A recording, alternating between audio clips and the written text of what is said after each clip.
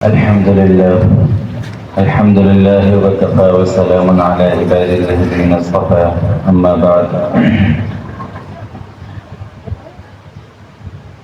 أعوذ بالله من الشيطان الرجيم. بسم الله الرحمن الرحيم.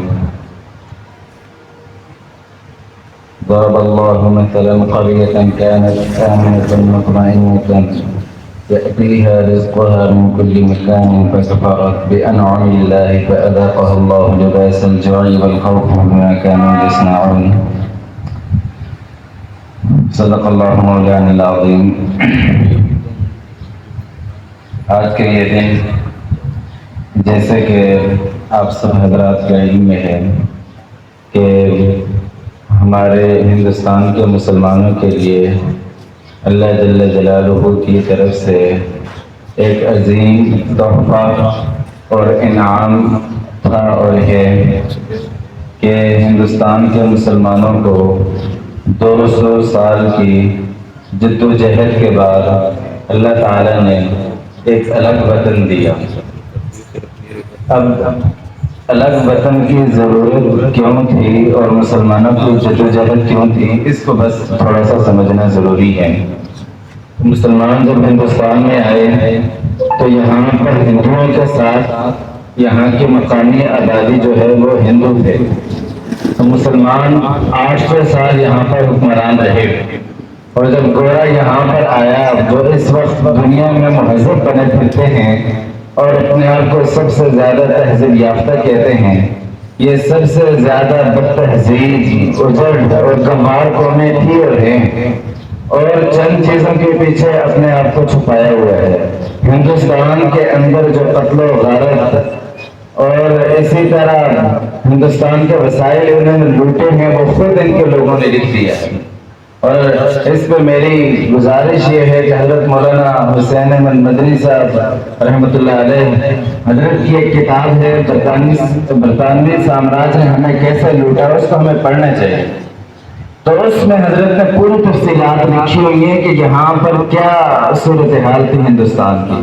تو جب گورا یہاں پر آ گیا تو ہندوستان کے مسلمانوں نے جدوجہد کے پورے 200 سال اور بالخصوص یہاں کے مذہبی طبقے نے اور علماء نے بہت قربانیاں دی. 1857 کی جو جنگ آزادی ہوئی، اس کے بعد ایک مورخ لکھتا ہے کہ میں پشاور سے نکلا اور میں دہلی تک گیا اور راستے میں مجھے درختوں کے ساتھ علماء کی لاشیں لٹکی ہوئی نظر آ رہی تھی. اور یہ وہ علماء تھے جنہوں نے آزادی کی جنگ میں حصہ لیا تھا، اور پھر ڈھونڈ کے ان کو انگریز نے پھانسیاں دی، ان کو چوکوں چوراہوں پہ لٹکایا، یہ عبرت بنانے کے لیے. لیکن یہ جدوجہد جاری رہی. بالآخر 1947 کے اندر یہ جدوجہد برابر ثابت ہوئی اور اللہ تعالیٰ نے مسلمانوں کو ایک طویل مشقت، آزمائش اور جدوجہد کے بعد ایک وطن دیا. اور وہ بڑی دردناک داستانیں ہیں، سننے اور پڑھنے والی ہیں. لاکھوں لوگ منہ سے کہنا آسان ہے. جو لوگ اگر محلے میں فوت ہو جائے، ایک بندہ فوت ہو جائے تو پورے محلہ سے غبار ہو جاتے ہیں. لاکھوں لوگ بلا مبالغہ اس جدوجہد میں شہید ہوئے. اور پھر جب تقسیم کا وقت تھا، اس وقت یہ پنجاب پورا تقسیم ہو گیا تو اس کی سرحد پہ پار والے تو آدھے مسلمان آتے ہوئے آدھے سے زیادہ شہید ہو گئے تھے. لیکن یہ وطن حاصل کرنے کا مطلب کیا تھا، مقصد کیا تھا، وہ اس کا نعرہ ہی بتاتا ہے کہ پاکستان کا مطلب کیا، لا الہ الا اللہ. کہ مسلمان چاہتے تھے کہ ہمیں ایک وطن ملے اور ہماری ایک سرزمین ہو جہاں پر ہم شریعت کو نافذ کر کے وہاں پر زندگی گزار سکیں اور ہم سکون اور اطمینان کے ساتھ رہ سکیں، جو اسلام کے احکامات ان پر عمل کر سکیں. یہ مقصد تھا. لیکن ملک بننے کے بعد وڈیروں اور جاگیرداروں نے اس کو ہائی جیک کیا. آج 77 سال گزر چکے ہیں، لیکن اس ملک کے اندر جس مقصد کو حاصل کیا تھا وہ حاصل بہرحال وہ ابھی تک مقصد پتہ نہیں کہاں پر ہے اور ہم کہاں پہ کھڑے ہیں. تو یہ ملک جو ہے جس مقصد کے لیے حاصل ہوا تو بہت بڑا مقصد ہے، انشاءاللہ قائم رہے گا اور ایک دن آئے گا کہ وہ مقصد جو ہے ہم حاصل کریں گے، لیکن ہمارے ذہنوں میں یہ رہنا چاہیے اور ہمارے ذہنوں میں یہ بھی ہونا چاہیے کہ یہ انعام ہے اور یہ انعام واقعتاً ہے۔ اس وقت جن لوگوں کے پاس اپنا وطن نہیں ہے ان سے پوچھ لیں، ہندوستان کے جو مسلمان ہیں، اب ہندوستان میں باتیں چل رہی ہیں، ابھی کل پرسوں وہاں پارلیمنٹ میں بحث ہو رہی تھی حضرت کے ہندوستان کے 8,000 مدارس بشمول دارالعلوم دیوبند کو ان کو بند کر دیا جائے۔ یہ پارلیمنٹ میں باقاعدہ بل پیسوں کے بحث شروع ہو چکی ہے وہاں پہ، اور وہاں پہ مسلمان گائے ذبح کرتے ہیں تو اس کو قتل کر دیا جاتا ہے، اور وہ آسانی کے ساتھ اپنی عبادات نہیں کر سکتا الا یہ کہ اکثریت علاقے ہوں۔ تو یہ صورتحال ہے وہاں پر، کشمیر میں دیکھ لیں اور بہت سے علاقے ہیں۔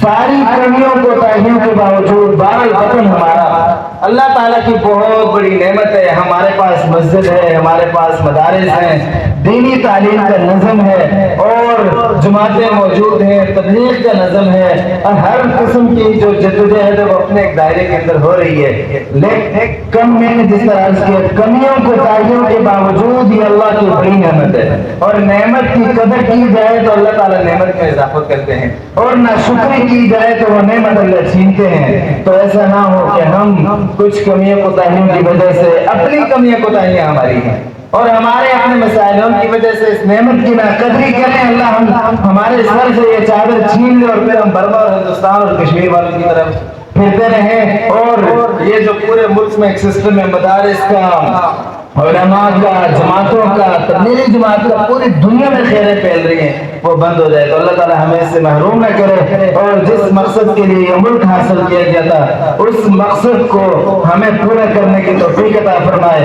علماء نے جس مقصد کے لیے قربانیاں دی تھی، جس مقصد کے لیے عام مسلمانوں نے شہادتیں دی تھی، اپنے سر کٹوائے تھے، بچے جو ہیں وہ شہید ہوئے تھے، خواتین بیوہ ہوئی تھی، اور ہزاروں خواتین جو ہیں وہ آج بھی سکھوں کے گھروں میں رہ رہی ہیں اس وقت جن کو وہ قبضہ کر کے اور اٹھا کے لے گئے تھے۔ تو اللہ تعالیٰ اس ملک کا حامی و ناصر ہو، اس ملک کو اللہ تعالیٰ ترقی دے اور اس ملک کو ایسے حکمران عطا کرے کہ جس